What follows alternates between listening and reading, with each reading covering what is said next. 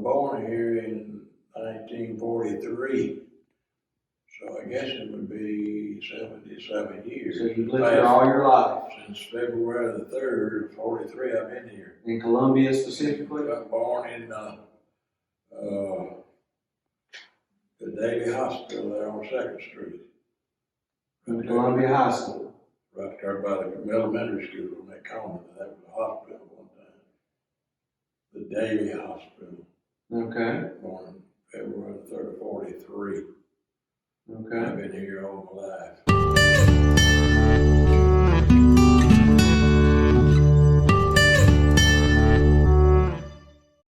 I used to go to school with a girl, Judy Walters, which was Mr. J.T. Walters' daughter.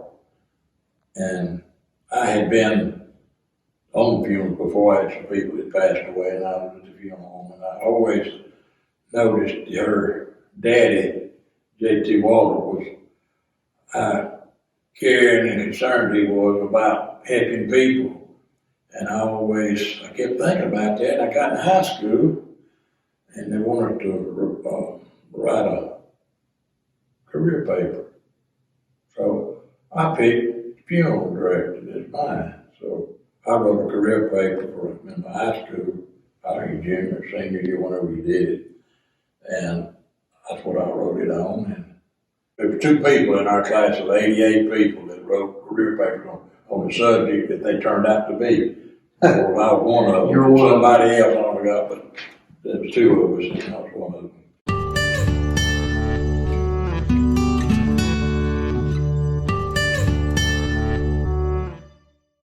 The second quarter at Southern, I decided I needed maybe some money.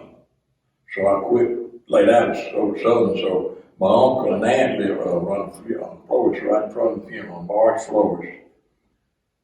So I went to work for them, helping them deliver flowers and that sort of thing. Go pick up flowers at the bus station when they come in.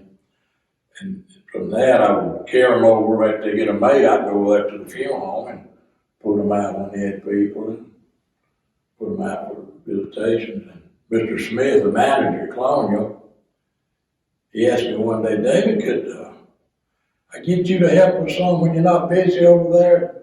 We got an ambulance service then. He said, you could help us on the ambulance? And I said, yeah, I'll do that. So I got to go on ambulance call with them. And first thing I was going out picking up remains with them on death call. And I got really interested in it after I started bringing them in there. And Mr. Walter, he showed me around on the work back there in the back, helping him some. And I said, well, look, if I'm going to get this and be doing this, I'm going to school get licensed, because it was interesting, you know.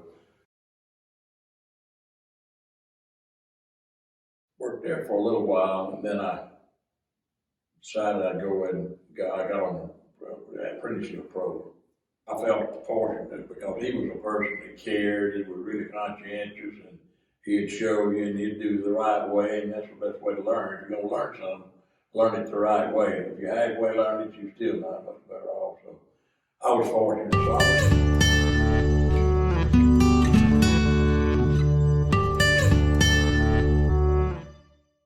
Me and my wife picked up and moved to Dallas, Texas, and didn't even know what kind of apartment we had. I had a fellow salesman there at the funeral home came by, and he was from Dallas. And I got him to get me an apartment over there, big town, village north in Mesquite, Texas, which was 10 miles out of Dallas. It was $114.50 a month for rent. That was one apartment, 1 bedroom apartment.